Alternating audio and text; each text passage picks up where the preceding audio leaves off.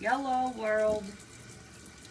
So I figured I would do a life update. Not that, you know, I don't have a shit ton of followers or whatever, but if you're interested in knowing what's going on in the life of this chaos from just a regular ass person in their regular ass house, this is it. So, I'm fortunately one of the people that can still go out. I work with DoorDash as well as have my own company, which is not thriving right now, but I don't imagine that anybody else's is. So, it's kind of just like an insider look, you know what I mean? For me though, I do have access to go outside, and I have not been able to work for about 2 full work days now. And it's due to my heater. So I live in a downstairs apartment. I live in a quad house that's been turned into 4 different apartments.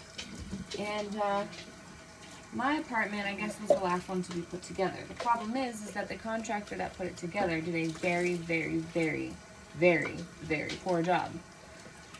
So now we're dealing with trying to get a new heater in here. The one that he had put in was like literally ancient, probably from like the 70s or 80s.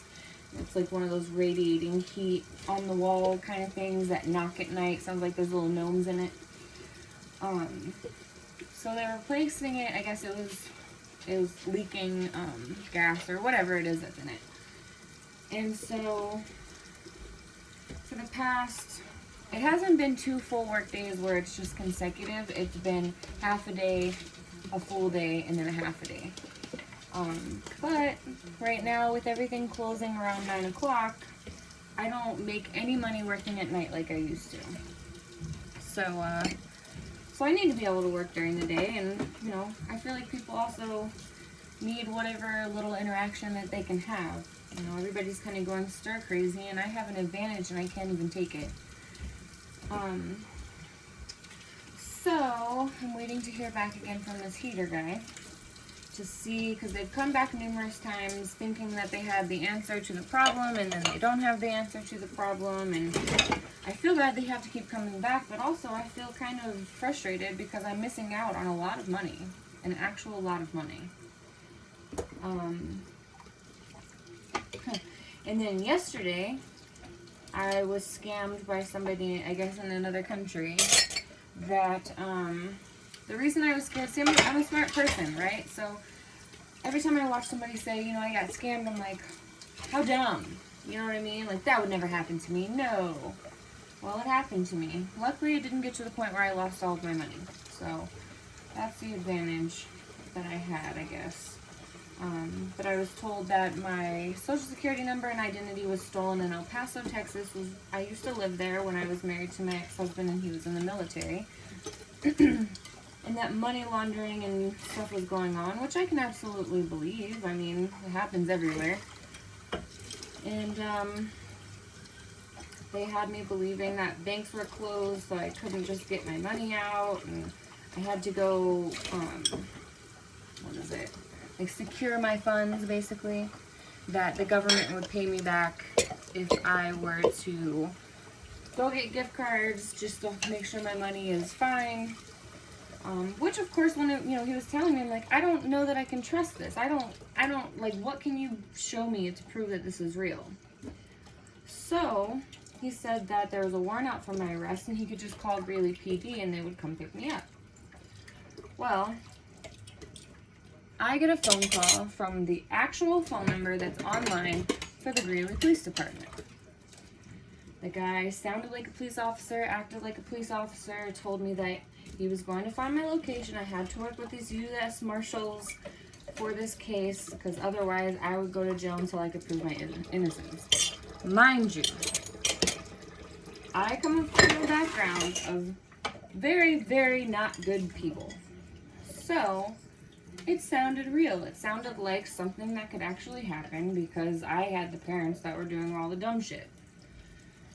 So I'm like, man, I can't go to jail. I have kids, I have dogs, I have, you know, pets, I have stuff I have to work. Like, I can't be extradited to Texas, you know what I mean?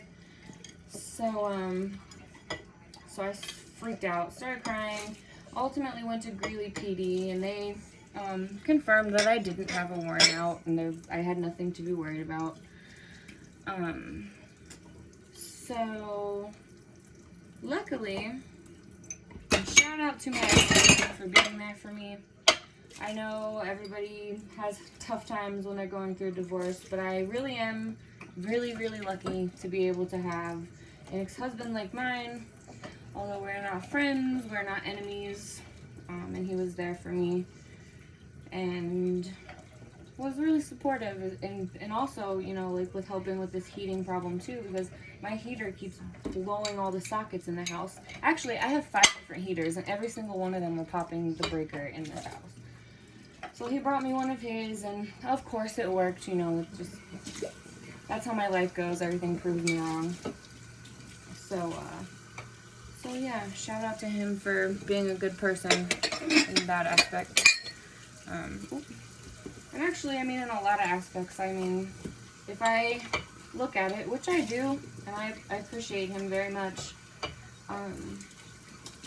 there's a lot of people that don't have the benefit of having their children's dad and their ex-spouse be as helpful as he is, financially, and just trying to help be there. So that was really nice. But so back to the heater. Here we are, day number 3. I got a phone call this morning that somebody was going to be coming out, and I missed the phone call. Well, I didn't miss the phone call. My phone call got dropped because I live downstairs in a basement. And when I called back, I have to now wait for another phone call back. But I have a feeling they're going to say they're coming out today. And I just really hope that they have what they need, because I can't be taking these days off. I need to be working. I need to be working because everywhere closes at 9 o'clock for the most part. And my nights have just been so slow. And I'm sure anybody in any situation can understand that, especially people that are laid off. You know, I'm sure you guys are super mad. And I would be too. And I don't know all the ins and outs of stuff too, but, you know, I was listening that the government can also provide immediate SBA loans to businesses so they don't have to lay their workers off. And I think, you know, people that do have workers should take advantage of that. But yeah, there's just a little tiny life update amongst all the other crazy nonsense I have going on. I'm kind of having a lot of issues with my memory. I don't know if you guys know, I broke my neck and my back, but my neck, something happened, I guess, whenever I had surgery, or maybe it was because I hit my head. I've hit my head numerous times, but I lost a lot of my memory. Not like memories, but like being able to remember to do things.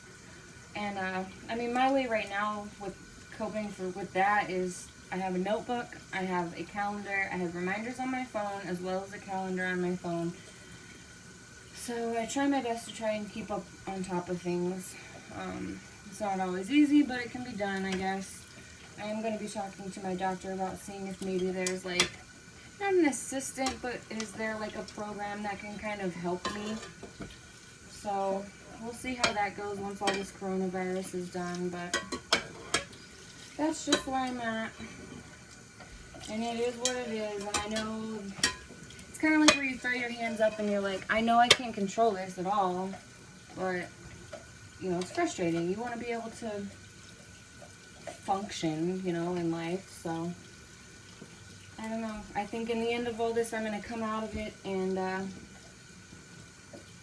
hopefully be on top of the mountain. So that's just a real quick update.